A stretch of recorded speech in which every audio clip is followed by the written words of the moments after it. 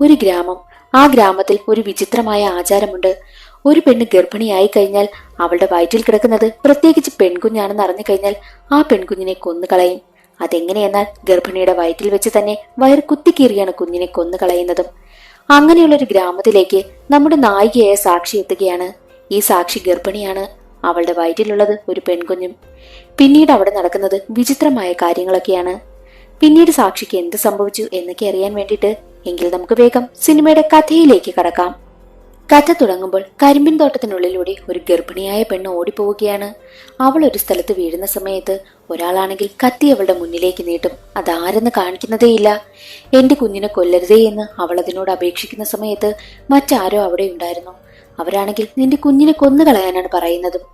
ഉടനെ തന്നെ സ്വയബോധം നഷ്ടപ്പെട്ടതുപോലെ ആ കത്തി വാങ്ങി അവൾ സ്വന്തം വയറ് തന്നെ കുത്തി കീറുകയാണ്. അത് കഴിഞ്ഞ് കുറെ നാളുകൾക്ക് ശേഷമാണ് കാണിക്കുന്നത്